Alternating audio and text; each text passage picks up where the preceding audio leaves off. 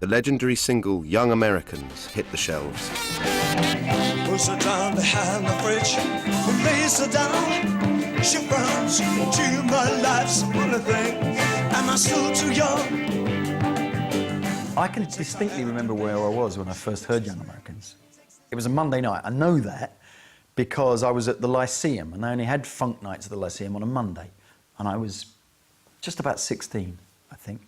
And up until that point, I only liked records by black people. I was, you know, a real elitist snob. I didn't even know that white people made records.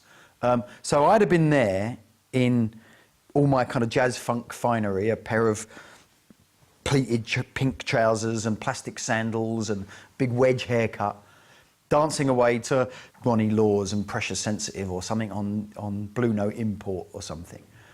And I saw that there was a little kind of group of guys who looked, I'm ashamed to admit it, much cooler than I did.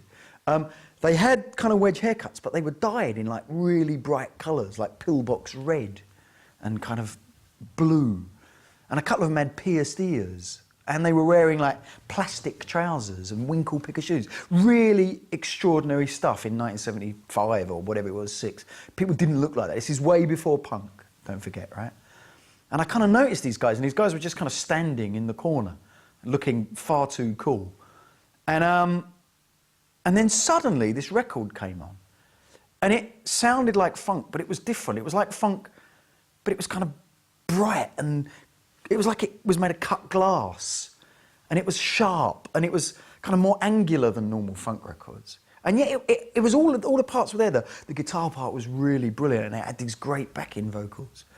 And the minute this record started, with that dum dum dum dum boom ba dum boom, these guys started dancing. They hadn't danced to anything before that, and they started throwing all these moves. And of course, it was Young Americans. Young Americans did kind of lay the groundwork. It let people know, okay, here's a new sound, a very different sound from Bowie. They did have that wonderful breakdown moment where he goes, ain't there one damn song that can make me break down and cry, which is an extraordinarily affecting moment and very dramatic, and it works completely. By the end, it's just like, you know, you can imagine everybody else sort of looking at him in the studio and what's happening here, and then he almost has this little breakdown, or, you know, a breakdown because he can't have a breakdown. Ain't there one damn song that can make me break down and cry. Ain't the one damn song that can make me break down and cry.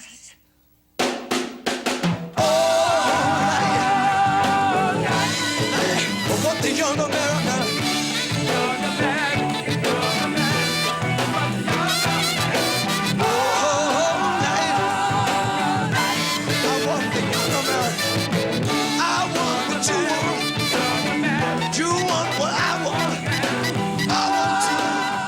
The title track of Young Americans is just an absolutely killer pop song. It's a great, great, great pop song, one of Bowie's very, very best. The album with the same name as the hit single emerged a couple of months later, fully solidifying Bowie's newfound soul credentials.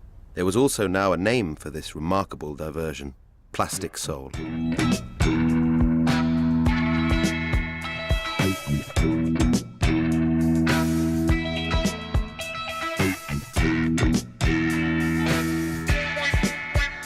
The description of Plastic Soul was a very self-deprecating starting point. I think if it is plastic, it's plastic not in the sort of sense of like cheap, trashy, sort of fake or whatever. It's in the sense of something that's very modern and also very malleable. We're probably all a bit lazy with this phrase plastic soul. I'd rather it was buried 6 feet under and never used again. I think it's a great soul record. Blue-eyed soul is another phrase that people use for white men singing soul.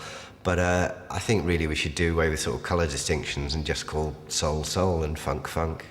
It's not entirely complimentary. Rock and roll, especially in America, there is a fixation on kind of credibility and authenticity, and when anybody, just about anybody, but especially in America, you know, applies the adjective plastic to a record, they don't mean it as a compliment. He didn't want to really, I think, be an imitator. He wanted to put his own sound and his own feel to it, and you can noticeably see that in his whole change of direction and characterization and lyrically what he was writing about. But I think at that time, you know, you can laugh, like most nights, you can laugh at what you've written about and how you interpret it. But now we're listening to it and thinking, hey, this really sounds heavy. takes a part of me. And a heartbeat. I suppose if he did refer to himself as Plastic Soul, that is in some way saying that the stuff prior to him, or, you know, the Ray Charleses and the Aretha Franklins and, you know, Wilson Pick, the real deal people who influenced him were exactly that. They were the real deal. He is, you know, just perhaps, you know, a white guy from England imitating that. You know, in other words, if he is referring to the music himself with that term, then there could be some respect implied that that was the real deal. This is the plastic, synthesized, unreal deal.